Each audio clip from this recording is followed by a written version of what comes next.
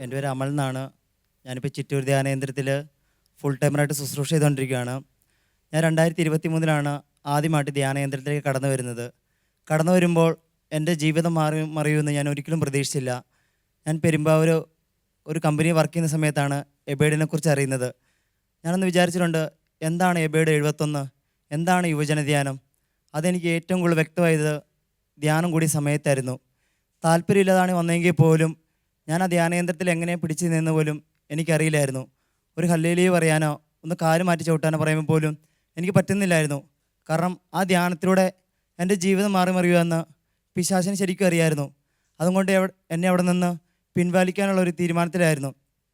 ഓരോ ദിവസവും ഞാൻ കയ്യിൽ എണ്ണിക്കൊണ്ടിരിക്കുകയായിരുന്നു, ഈ ധ്യാനം കഴിഞ്ഞ് പഴയതുപോലെ ലോഹമോഹങ്ങളിൽപ്പെട്ട് ജീവിതം ആശ്രയിച്ച് മുന്നോട്ട് പോകണമെന്ന്.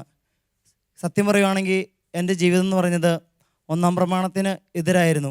കാരണം എനിക്കാണെങ്കിൽ ദൈവത്തിനേക്കാളും സ്ഥാനം എൻ്റെ ജീവിതത്തിൽ താരങ്ങളോടായിരുന്നു. MS ധോണിയോടും മമ്മൂട്ടിയോടൊക്കെ ആയിരുന്നു താരങ്ങൾ. എനിക്ക് കൂടുതലും സ്പോർട്സിനോടാണ് കമ്പം. ക്രിക്കറ്റൊക്കെ വരുമ്പോഴും ഞാൻ മണിക്കൂറോളം ടിവിയുടെ മുമ്പിൽ ചിലവഴിക്കാറുണ്ട്. പള്ളിയിൽ പോകാനോ അല്ലെങ്കിൽ വീട്ടിൽ ജപമാല ചെല്ലുന്ന സമയത്തൊക്കെ ഞാൻ പരമാവധി കിടന്നുറങ്ങാനും അല്ലെങ്കിൽ പള്ളിയിലേക്ക് പോകുന്ന സമയത്ത് ഗ്രൗണ്ടിൽ പോയി ക്രിക്കറ്റ് കളിച്ച് തിരിച്ചു വന്നായിരുന്നു എൻ്റെ ലൈഫ് പോയിക്കൊണ്ടിരുന്നത്. ഞാൻ 2023 ആഗസ്റ്റ് 1 നടന്ന എബേഡ് 71 എൻ്റെ ജീവിതത്തിൽ എന്നെ കർത്താവ് സ്പർശിക്കുന്നത്. ഫോൺ അഡിക്ഷനും സിനിമ അഡിക്ഷനൊക്കെ ആയിട്ട് നടന്ന എന്നെ കർത്താവ് ശരീരവിശുദ്ധിയിലൂടെയാണ് തിരിച്ചു കൊണ്ടിരുന്നത്. അത്ര നാളും എൻ്റെ ജീവിതത്തിൽ ഞാൻ ശൂന്യമായ അവസ്ഥയിലൂടെയായിരുന്നു പോയിക്കൊണ്ടിരുന്നത്. എൻ്റെ 24-ാം വയസ്സിലാണ് എനിക്ക് കർത്താവിന് വേണ്ടി കൂടുതൽ തീക്ഷ്ണതയോടെ ശുശ്രൂഷയാണ് വരുന്നത്. അത് കഴിഞ്ഞിട്ട് പണിച്ചൻ പറഞ്ഞു, പ്രേഴ്സിനാകാൻ താല്പര്യമുള്ള കൈവെക്കാൻ പറഞ്ഞിട്ട് പോലും ഞാൻ ശുശ്രൂഷയ്ക്ക് താല്പര്യം പോയൊരു വ്യക്തിയായിരുന്നു. പക്ഷേ അത് കഴിഞ്ഞപ്പോഴാണ് കർത്താവ് എനിക്ക് ശരീരവിശുദ്ധി നൽകി ഈ ശുശ്രൂഷയിലേക്ക് എന്നെ തിരഞ്ഞെടുക്കുന്നത്. അത് കഴിഞ്ഞ് എബേഡിൻ്റെ ഫോളോപ്പായ നൈറ്റ് വിജിലൂടെയാണ് ഞാൻ സ്റ്റാർട്ട് ചെയ്തതെന്ന്.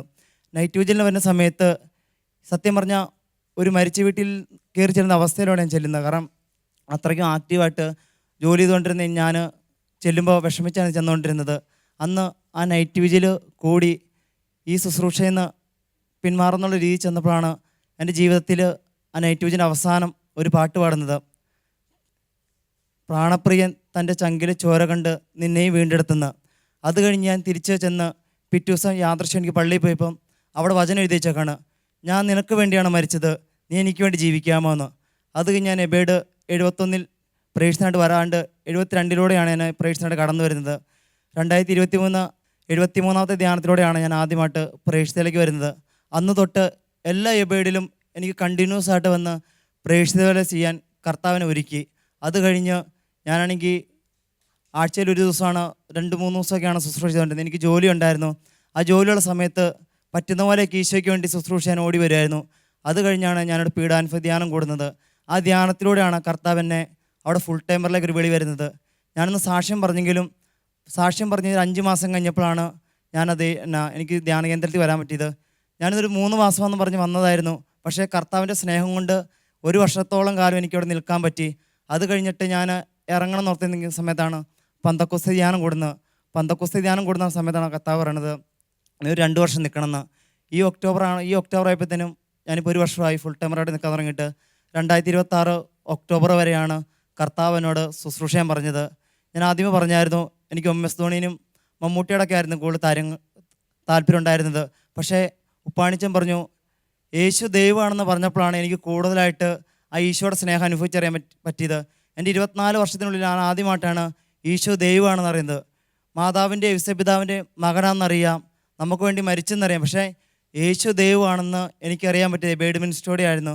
പിന്നെ എനിക്ക് എബേഡ് മിനിസ്ട്രിയിൽ ഇത്രയും തീക്ഷ്ണമായിട്ട് ശുശ്രൂഷ ചെയ്യാൻ സാധിച്ചത് പ്രേക്ഷിതരായിരുന്നു. ആദ്യം വന്ന സമയത്ത് ഉപ്പാണിച്ചൻ ആൾക്കാരെ ഈശോനെക്കുറിച്ച് ഓരോ കാര്യങ്ങൾ പറയുമ്പോൾ പോലും എനിക്കൊരു മാറ്റമൊന്നും വന്നിട്ടില്ലായിരുന്നു. പക്ഷേ അവിടുത്തെ പ്രേക്ഷിതർ ഞങ്ങൾക്ക് വേണ്ടി ഉപവാസം എടുത്തും മുട്ടയിലഴിഞ്ഞും കൈവിരിച്ച് പ്രാർത്ഥിക്കണമെന്ന് കേട്ടപ്പോൾ ചെറിയൊരു മാനസാന്തരത്തിലേക്ക് വന്നായിരുന്നു. പക്ഷേ കഴിഞ്ഞ് നൈറ്റ് വിജിലൂടെയും ഹോം മിഷനിലൂടെയൊക്കെയാണ് എനിക്ക് കൂടുതലായിട്ട് പ്രേക്ഷിതത്തിലേക്ക് വരാൻ സാധിച്ചത്. അങ്ങനെ ഈശോയെ കൂടുതലായിട്ട് അറിയാനും ശുശ്രൂഷ ചെയ്യാനും എനിക്ക് എബേഡ് മിനിസ്ട്രിയോട് സാധിച്ചു. എനിക്ക് യുവജനങ്ങളോട് പറയാനുള്ളത്, നിങ്ങളൊരു യുവജനമാണെങ്കിൽ എന്തായാലും നിങ്ങൾ എബേഡിൽ വന്ന് പങ്കെടുത്തിരിക്കണം. കാരണം നിങ്ങൾക്ക് ലോകത്ത് കിട്ടാത്ത ഏറ്റവും വലിയ ലഹരിയായിരിക്കും നിങ്ങൾക്ക് എബേഡിലോട് കിട്ടുന്നത്. എബേഡിൽ നൈറ്റ് വിജിലുണ്ട്, ഹോം മിഷനുണ്ട്, പവർ കോൺഫറൻസ് ഉണ്ട്, അങ്ങനെ ഒത്തിരി ശുശ്രൂഷകളുണ്ട്. ആ ശുശ്രൂഷയുടെ നമുക്ക് പ്രേക്ഷിത വിലയ്ക്ക് വേണ്ടി ഈശോയ്ക്ക് വേണ്ടി കൂടുതൽ തീക്ഷ്ണയോടെ ശുശ്രൂഷ ചെയ്യാം. Praise the Lord.